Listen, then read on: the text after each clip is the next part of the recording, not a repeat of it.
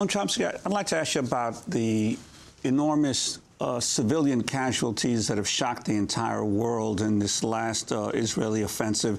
The Israelis claim, on the one hand, that it's the unfortunate result of the Hamas hiding among the civilian population. But you've said in a recent analysis that this has been Israeli policy almost from the founding of the state, the attack on civilian populations. Could you explain?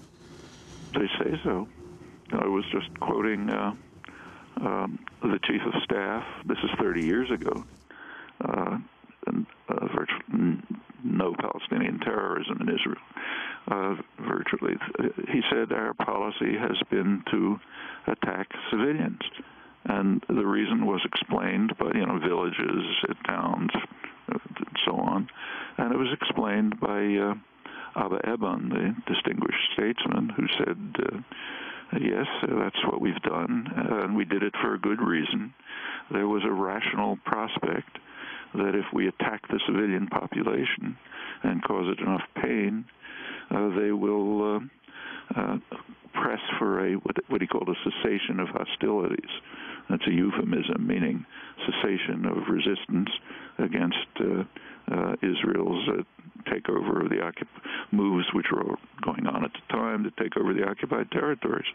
So sure, if they will kill enough of them so that they'll press for quiet to permit us to continue what we're doing.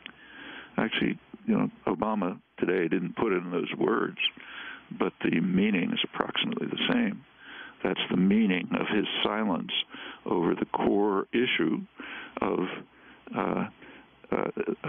settling and takeover of the occupied territories and eliminating the possibility for any Palestinian meaningful independence, omission of this. But Eban and Gur, who I was quoting, chief of staff, would have also said, my heart bleeds for the civilians who are suffering, but what can we do? We have to pursue the rational prospect that if we cause them enough pain, they'll call off any opposition to our takeover of their lands and resources.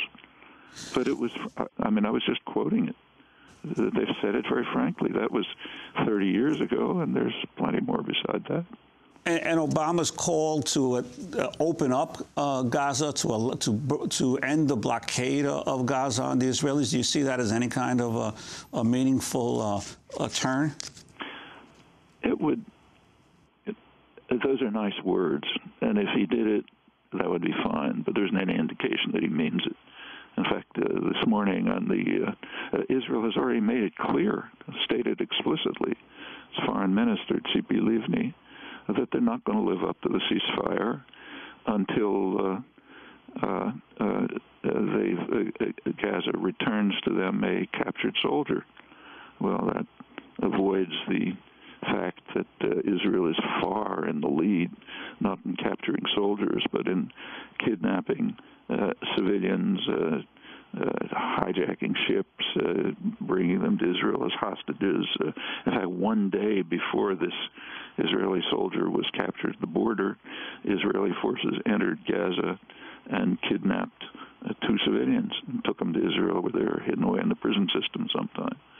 So, and in fact, according to reports I just received from Israel, I can't give you a source, they say that the radio news this morning has been reporting steadily that Amos Gilad, who's the go-between between Israel and Egypt, notified the Egyptians that Israel is not interested in a ceasefire agreement, but rather on an arrangement to stop the missiles and to free Gilad Shalit. Okay, I presume that'll be in the newspapers later. So yes, it's nice to say let's open the borders, but not avoiding the conditions that are imposed. In fact, not even mentioning the fact that the borders have been closed for years because the United States has backed Israeli closure of them. And again, his main point, which he started with, Israel, like any democracy, has a right to defend itself. That is true, but deceitful, because it has a right to defend itself, but not by force. especially when there are peaceful options that are completely open, the narrow one being a ceasefire, which the U.S. and Israel would observe for the first time, and the second and the deeper one by ending the crimes in the occupied territories. Noam Chomsky, the timing of all of this. Can you talk about Election Day here in the United States, November 4th? What exactly happened there? And then the fact that it went from Election Day to 3 days before the inauguration of Barack Obama, Israel's announcement of a unilateral ceasefire. On Election Day, November 4th, Israel violently violated a ceasefire that had held pretty well. In fact, a sharp reduction in rockets, probably not even from Hamas. It had been established as June or July. On November 4th, Election Day, presumably because the attention was shifted elsewhere, Israeli forces entered Gaza, killed half a dozen what they call militants, and the pretext was they found a tunnel in Gaza. Well, from a military point of view, that's an absurdity. If there was a tunnel, and if it ever reached the Israeli border, they'd stop it right there. So this was obviously just a way to break the ceasefire, kill a couple of Hamas militants, and ensure that the conflict could go on. As for the bombing, it was very carefully timed. And in fact, they've told us this. They've told us it was meticulously timed for months before the invasion. Every target selected, timing, everything. It began on a Saturday, timed right before noon, when children were leaving schools,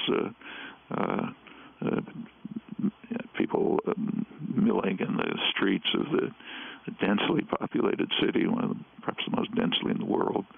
That's when it began. They killed a couple hundred people in the first few minutes, and it ended. It was timed to end right before the inauguration. Now, presumably the reason was Obama had kept silent about the atrocities and the killings, a whole horrible story, which you can see on Al Jazeera, even little bits of it here. He'd kept silent on the pretext that there's only one president. Well, on Inauguration Day, that goes. There's a new president. And Israel surely wanted to make it to ensure that he would not be in a position where he would have to say something about the ongoing atrocities. So they terminated it, probably temporarily, right before the inauguration, and then he could go on with what we heard today.